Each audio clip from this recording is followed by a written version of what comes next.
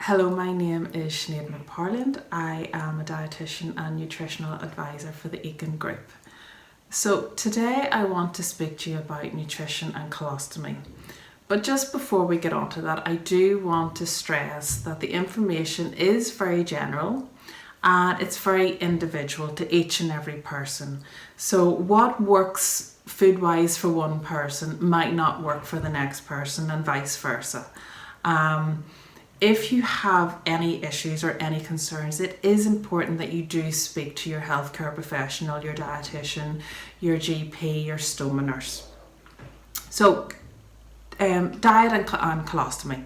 So you've had your surgery, and the dietary guidelines would be to introduce food gradually, but the main aim is to getting back to a balanced diet, having foods from each of the food groups. And I will discuss what a balanced diet is and why it is important that you're choosing from each of the food groups in another video. So once you've had your surgery, there is no reason that you should be restricting your diet or going on to a restrictive diet after surgery. We want you to get back to your normal diet or a normal diet, and with the focus being on a balanced diet. There are, however, certain considerations that maybe you maybe need to think about once you've had your surgery, and these could be, as I spoke to you before, about tolerance.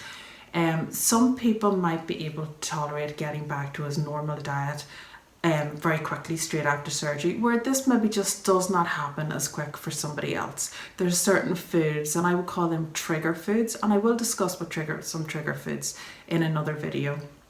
But these trigger foods could cause issues, can cause maybe things like odor or discomfort or wind. And it is important, as I said before, to highlight the fact that it is very individual. What works for one person will not or might not work for the next person. So keeping even a food diary or a food tolerance diary, trying foods, it's trial and error. Maybe what you've tried today maybe just did not sit well with you, did not work well with you. Maybe further down the line, further into your recovery, you maybe reintroduce that food back into your diet and it might just work okay. They'll have no issues at all. Other things to consider would be your appetite. Maybe prior you've had your surgery, you were very unwell and you maybe didn't have a very good appetite. It does not mean that your appetite will return now that you've just had your surgery. You maybe still have that poor appetite, and it just takes a wee bit longer for that to return. So maybe trying a softer diet, things that maybe aren't as heavy or as hard on the digestive system, would be something to consider. Small frequent meals is another consideration.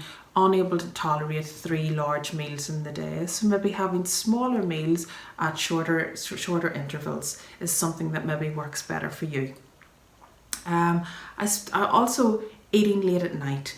That nocturnal stool production, thinking about that there, not having a late meal, so you're not having to get up and your bag's being full in the middle of the night.